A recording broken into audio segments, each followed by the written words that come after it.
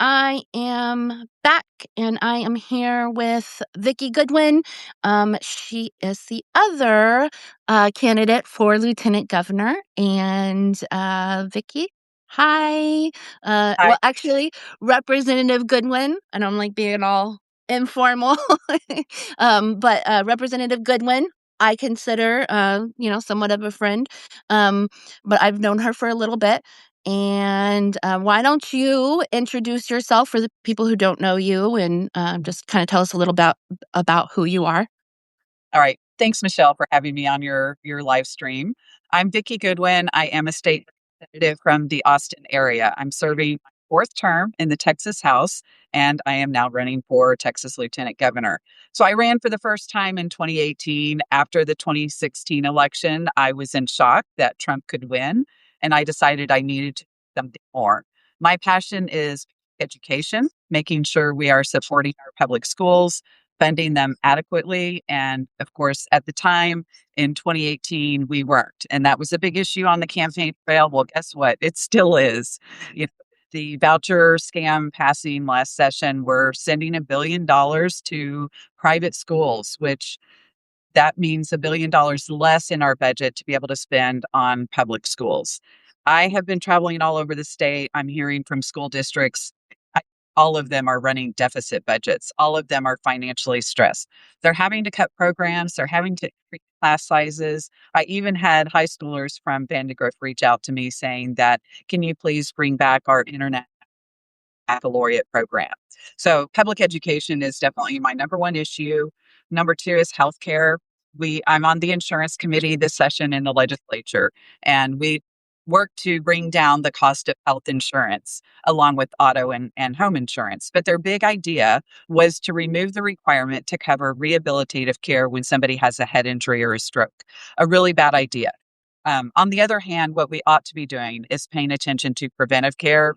There's a new company called Curative. That's their emphasis. That's what we should be doing across the board, making sure people can go see a doctor early, take care of their issues, and that would lower the cost. We also should make sure women and their doctors can make their own personal private healthcare decisions. Number three is housing affordability. My background is as a residential real estate broker. I've been selling homes for over 2 decades. I want to make sure people can still realize the American dream of owning their own home. This session, I had a couple of bills. One, bring down rent prices, and number two, to expand already existing program called Texas Homes for Heroes that provides low interest rate loans and down payment assistance for our first responders and teachers. I wanted to expand that to social workers, but I also wanted to expand the income guidelines. Simple proposal, but unfortunately, the Republicans weren't open to that idea. Instead, they provided a sales tax exemption on exotic game, which really isn't going to help a lot of people. And then fourth is water. Water is a huge issue in the state of Texas. We did just create a water fund, which is incredibly important. I'm glad we did that, but we need to watch and make sure where we're spending that money. We should make companies that are using excessive amounts of water pay for it and not push those costs onto us, the homeowners, or our agriculture community. So those are my Yeah. four. I am really optimistic about our opportunity in 2026 to, at final, after 30 years, elect a Democrat statewide. We just saw in Tarrant County a new Democratic senator in a strongly Republican seat. That was a huge gain for us. Taylor did the work, and I plan to do the work to flip our lieutenant governor seat. Yeah, absolutely. And Tarrant County, that's me. Woo! No, I'm so excited about that. And yeah, I'm really excited about Texas in 2026. I think we're going to see big wins across the board. And I'm glad you brought up water because I haven't got a chance to talk to anybody about water since I wrote about it, which was a couple months ago. But so we did pass some water stuff in the legislature. We did have that constitutional amendment, which was like an extra $1 billion for water. But I read from some environmental group that it was going to be like actually like 120 billion or something like that to actually fix the water problems that we have in Texas. So like 1 billion really wasn't going to be enough if we need 120 billion. So Right. we still are going to have like a lot of water issues going forward. Is that right? Yeah, absolutely.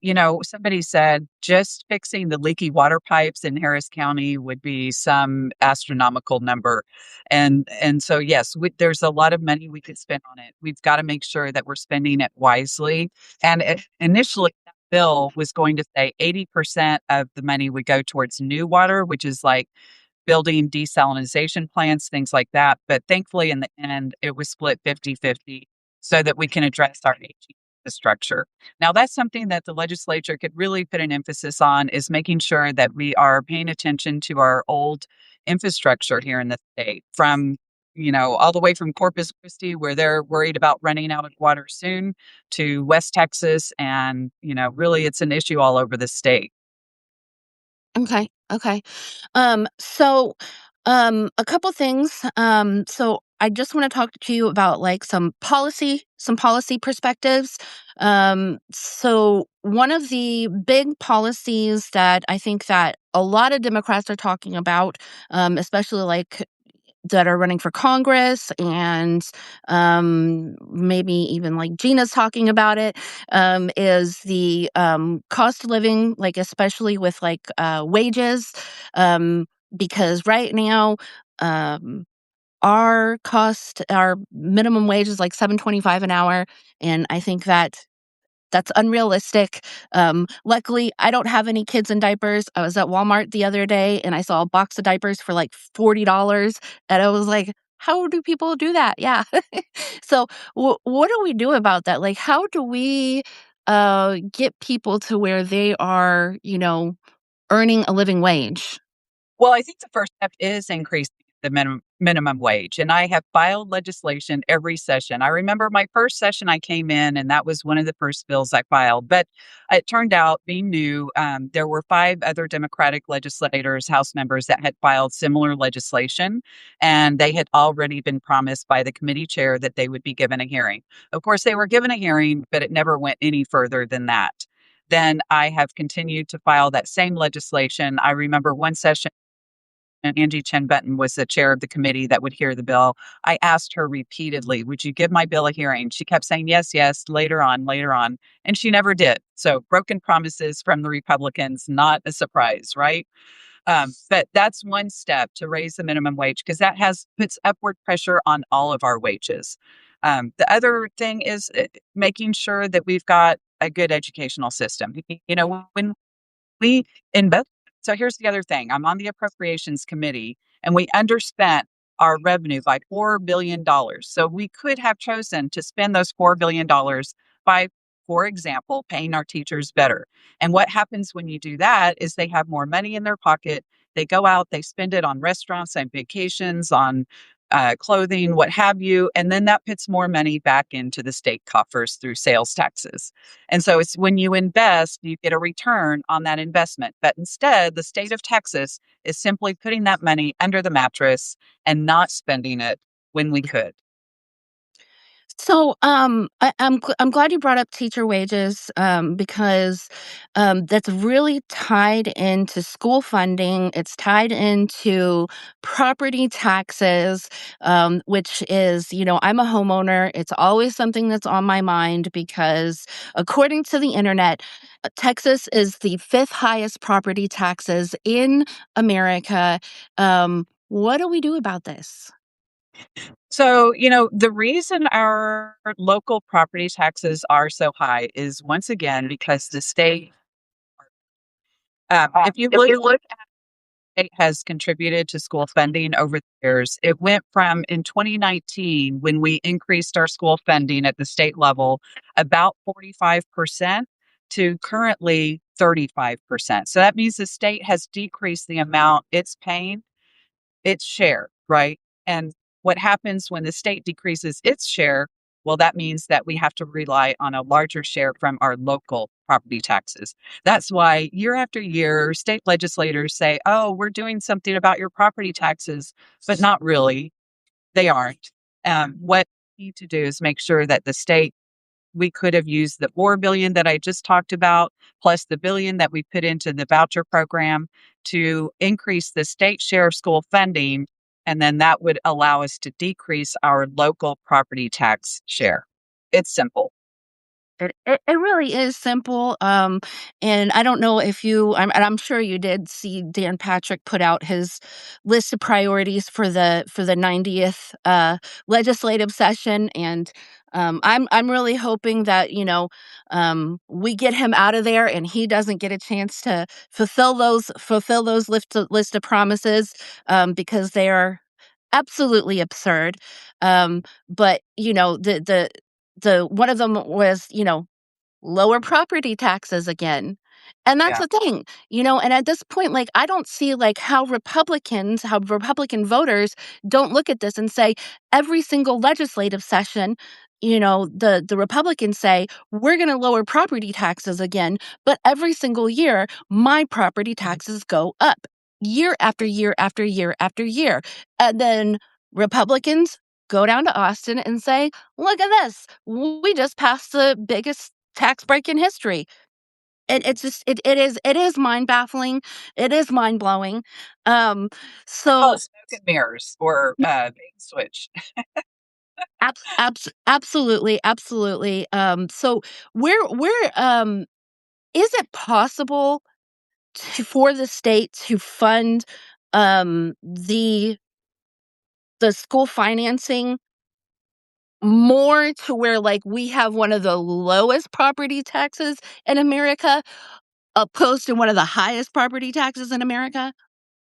I think so. I think oftentimes people think that how are we going to get more money when really what we ought to be thinking about is how do we move money in our budget. So one of the things actually that Representative Gina Hinojosa talks about a lot is the fact that Governor Abbott has put out a lot of contracts, no bid contracts. So I think we could do a review of some of those no bid contracts and see where we can truly save some money. Also, the legislature last session went to the federal government saying, could we get a $10 billion reimbursement for Operation Lone Star, which shows that we should not be doing that. We shouldn't be spending state dollars on something that is a federal responsibility. Why would we do that and then go ask for a reimbursement? So that we can shift things in our budget in a way that makes sense and in a way that has the state paying its share and releasing some pressure on our local property taxes. And yeah, and I'm glad you brought up that no bid contract thing because those no bid contracts were going basically to Abbott's donors, which, unethical, illegal, it immoral. um, there's has to be some campaign finance report reform in Texas. And you are one of the people who has introduced and pushed campaign finance reform. So if you are elected as lieutenant governor, would you make that a priority? And what does that look like? Absolutely. So I have tried to limit, to me, it's crazy that candidates who run for president, candidates who run for Congress, they have limitations. City council members, they have limitations, but we have no limitation at all. I have donors who will say, now, how much can I donate to you? Oh, any amount. You want to give me $1 million? You can give me $1 million. That's crazy. Because if somebody handed me $1 million, don't you think I'm now beholden to that person? I've got to listen. They're going to ask for favors. And that's exactly what's happening with the governor and lieutenant governor. They have got $1 million, $250,000 contributions in a single contribution. And so that corrupts our system of government.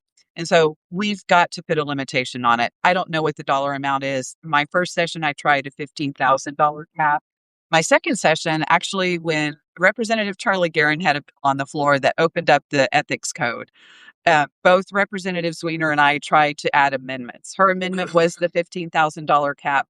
My amendment was to say, let's limit ourselves to 50 times what a congressional candidate can get. So we're not limiting ourselves too much. We're limiting ourselves to 50 times. And at that point in time, it would have been $150,000. And that's still ridiculous. But I thought surely we can get people to vote for that. Unfortunately, that amendment didn't pass. And then the next session is when Governor Abbott poured money into Republican primary campaigns. And I thought, I bet they wish we had had that cap in place now. Yeah, yeah, and I even wrote an article, pointing out how many of those Republican primary candidates voted against that amendment, who lost um, their primary race, which, ha, ha, ha, funny on them, you know? I guess that's what we call karma. Um, okay, I think that, like, if we are able to pass campaign finance reform, and this is what Charlie Garen said at the time, that his concern was that, it was the super PACs. So we would want something that, also limited the super PAC contribution as well. Is that correct? Absolutely, and we need to make sure there's no dark money. Whenever somebody donates to a PAC, that should be something that we can look up and find out who is donating. I think it's really important to know where money is coming from when people get into office. Yeah, yeah. Okay, so switching gears just a little bit. So one of my biggest things for voting, and one of my biggest priorities when I vote is healthcare. And in Texas, healthcare is basically a shit show. We have rural healthcare that is basically non-existent. Our uninsured rate is upwards of 20%. And I mean, people are, especially with what the Trump administration is doing now, a lot of people can't afford health care. Doctors are leaving Texas. What do we do? Like, how can the legislator fix this? Honestly, I don't think it's that complicated, but our system has gotten so incredibly complicated. But we need to put more emphasis on preventive care. There are programs out there that are doing good work in our rural communities. There's actually a mobile clinic that we went and saw that operates out of San Antonio, but goes out to some of the rural areas where they don't have primary care doctors. And so they allow people to come into the clinic, get all of their testing done. They can get prescriptions. They can have a basic doctor appointment in a very convenient manner, where normally they might have to drive an hour to get to the nearest clinic. This comes to them, to their community. And so we should expand upon programs like that. There used to be a program that went along South Texas to give kids and adults dental care and check their eyesight. Unfortunately, this last year, the state didn't fund that. So we're going backwards, unfortunately. But there are programs out there. And then there are the programs that maybe we need to look at and remove their funding. And that I am talking about the what used to be called alternatives to abortion. They now call it the Healthy Family Fund, or I don't know, I forget it, the Thriving Family Fund. But That's like they the crisis pregnancy centers. Right. They are not hiring actual doctors. There's a lot of problems with that program, but we gave them $70 million. So there's another place where you could shift that money to a program that really is working and really serving the community to get them preventive care. So there was recently a Texas Monthly article about a man in Austin named Fred Turner who started a company called Curative.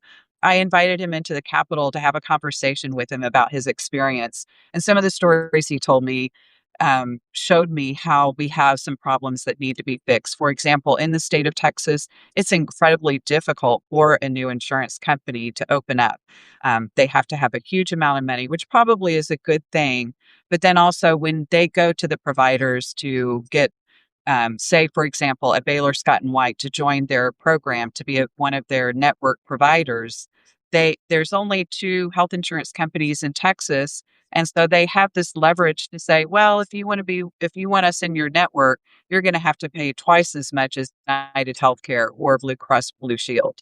So we could put some regulation in place to stop that, to make sure that there's a level playing field, to make sure people are getting good healthcare.